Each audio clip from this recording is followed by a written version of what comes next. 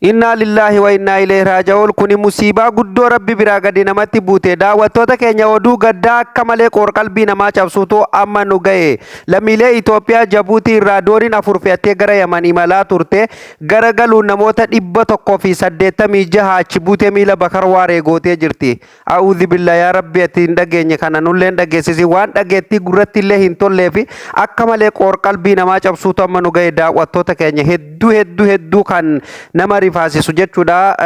Dooniin Yamanii irratti yeroo hedduu garagalaa turte kan ammaa kun adduma jechuudha. Mee waan amma nu ga'e kana isiniifin qooda jalqaba irratti sheer godhuu hin dagatina. Akkam jirtu daawwattootaaf kabajamtoota Oromoo baga irra deebiin gara chaanaala keenyaa dhuftan namoonni haaraa taata subscribe godhaa miseensa maatii keenya ta'a. Viidiyoon kun akka namoota hedduu bira dhaqqabuuf like sheer godhaa daawwattoota keenya kabajamoo fi jaallatamoo.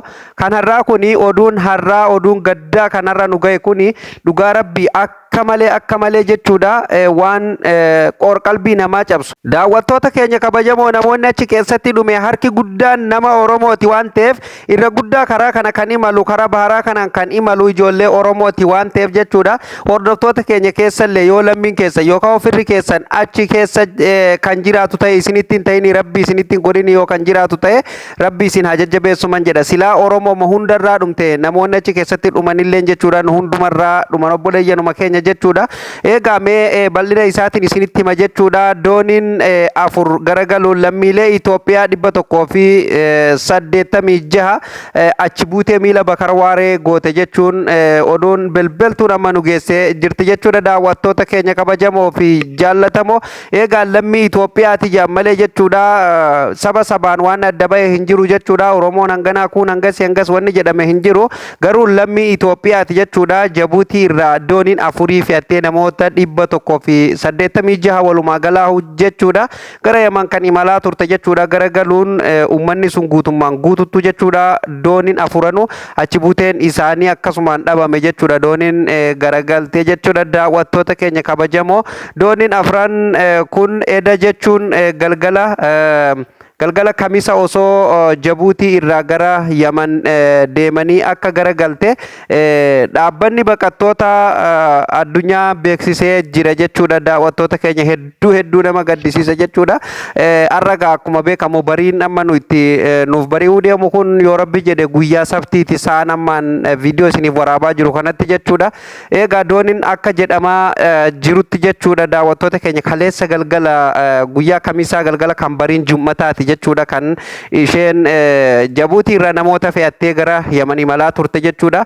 Amma immoo oduun gaddaa kun dhagamuun dooniin kun garagaluun jechuudha. Arruma galgala jechuudha. Daawwattoota keenya hedduu dhugaa rabbii hedduu akka malee nama gaddisiisa jechuudha. Lammiin keenya baruma baraan bakka bahara kanaan nyaatamanii jechuudha. Dheena qurxummii tahaa jiranii rakkoo biyya keenya keessa jirtu irraa kan ka'e namoonni hedduun barataan barnoota ofii dhiisee jechuudha. Abbaan ilmoo ofii dhiisee gara bahara imalaa jira jechuudha. Daawwattoota keenya kanumaan wal qabatee akka dhaabbanni baqattoota IOM jedhetti dooniileen kun namoota fe'attee keessa hanga ammaatti lubbuun kan darbee fi akkasumallee kan lubbuun hin darbin keessallee jechuudha. Namoonni reeffi isaanii argame jechuudha. Jiraan silaa inuu hin argamne jechuudha. Du'aa ta'ee jiraa ta'ee jechuudha.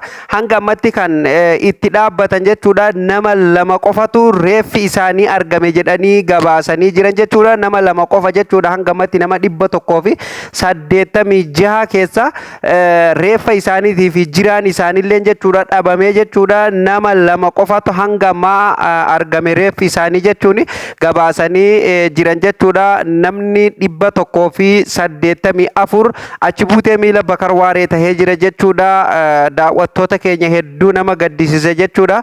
Dooniileen kanneen keessa jechuudha lammiileen biyyoota biroo kan jiran tahuu irra caalan isaanii jechuudha Itoophiyaa tahuu dhaabbanni baqattoota kun himee yookaan gabaasee jira jechuudha. Daawwattoota keenya namoota dhabaman keessatti jechuudha dubartoonni 50 olii fi akka sanii ol 50 ol akka tahan jechuudha.